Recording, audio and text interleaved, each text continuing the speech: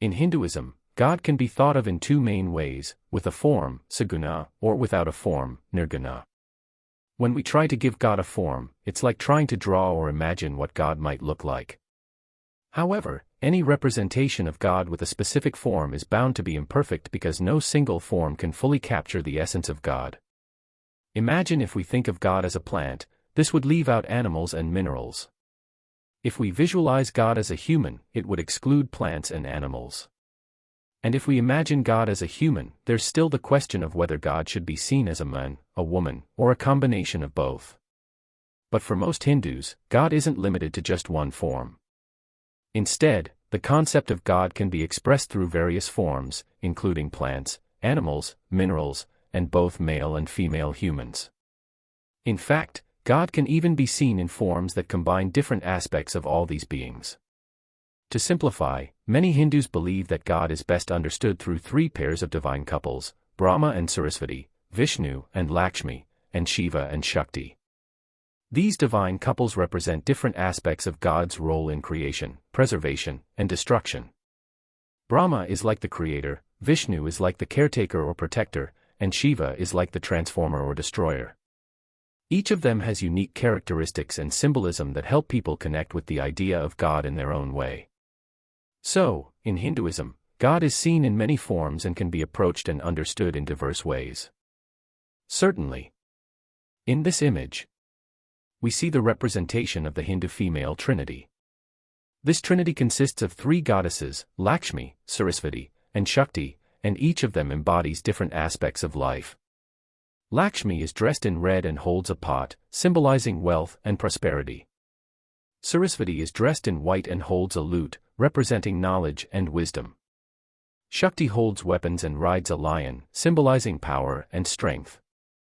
Now, if we look closely, there's an interesting contrast between the male and female trinities. The male trinity is associated with action words like creating, sustaining, and destroying. The gods are seen as active beings who can create, protect, or transform the world. On the other hand, the female trinity is associated with nouns like knowledge, wealth, and power. The goddesses are seen as passive symbols of these qualities, which can be gained, maintained, or lost. This leads us to an important question: is the gender of these images, male for gods, female for goddesses, the thing we should pay most attention to, or is it the ideas and qualities they represent? In other words, should we focus on the fact that gods are male and goddesses are female, or should we focus on the deeper meanings and concepts they symbolize, like creation, knowledge, wealth, and power? It's a thought-provoking question that encourages us to consider whether these gendered images are merely symbols, or if they carry deeper significance beyond their outward forms. Let's break this down in simpler terms. Focus on form versus focus on idea. There are two ways to interpret these images. One way is to focus on the physical appearance, form, of the gods and goddesses, which can lead to a belief that men are the ones who do things while women are passive. This interpretation is influenced by ideas like feminism, patriarchy, and socialism, which categorize things into male/female, powerful/powerless, and so on. An alternate perspective, another way to look at these images is to pay more attention to the ideas and qualities they represent rather than their gendered forms. In this view, the male gods represent the individual, the observer, and the one who takes action in our spiritual selves. It means we all, regardless of our gender, have the capacity to create, sustain, and destroy in our lives. Understanding material and spiritual reality, to grasp why male forms represent the spiritual aspect and female forms the material, we need to understand the difference between material and spiritual realities. Material reality is what exists within space and time, with a definite form and measurable characteristics. On the other hand, spiritual reality is formless, immeasurable, and not confined by space and time. Women, in a biological sense, create life within their bodies, representing the source of material things. This is why the female form is often associated with material reality, while men are seen as representing spiritual reality. Misinterpretation. Unfortunately, society has sometimes misunderstood these symbolic representations. Instead of seeing women as symbols of material reality and men as symbols of spiritual reality, they've been wrongly taken to mean women are only material and men are only spiritual. This misunderstanding has led to conflicts and misunderstandings in society. In essence, we should be aware of the deeper meaning behind these symbols and avoid taking them too literally. They serve as metaphors to help us understand complex concepts, and it's important not to mistake the symbol for the reality it represents. Simply put together, soul and consciousness. Think of your soul or consciousness as having three aspects. It can be creative, like Brahma, which means it can generate new ideas and things.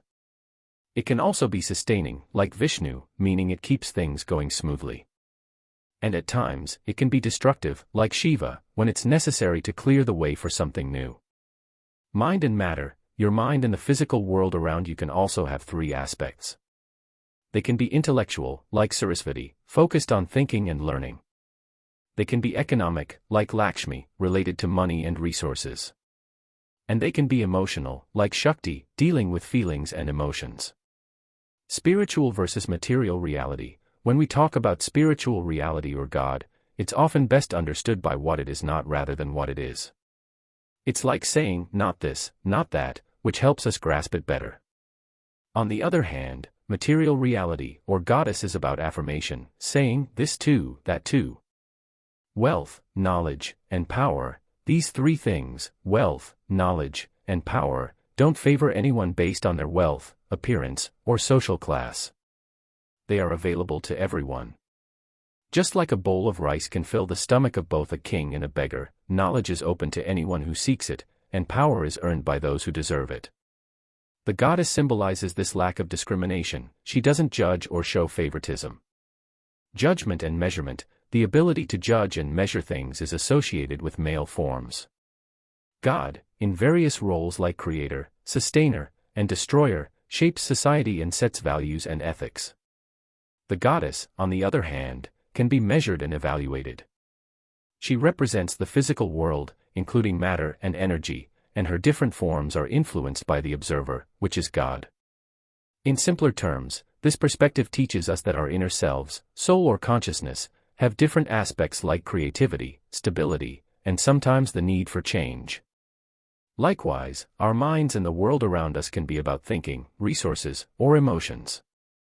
Spiritual understanding is about what something isn't, while material understanding is about accepting different aspects. Ultimately, judgment and measurement come from our spiritual selves, while the physical world can be measured and understood in various ways.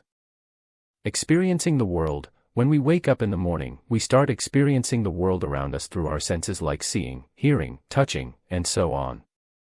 We use words and thoughts to classify and make sense of what we see. We try to measure and evaluate everything we encounter. The changing nature of the world, however, the world we experience is always changing. It's like a constant dance, making us happy or sad, exciting our emotions. This ever-changing nature of the world is often called Maya, which means it's like an illusion or a trickster. It keeps shifting, and despite our efforts to control it and make it permanent, we can't.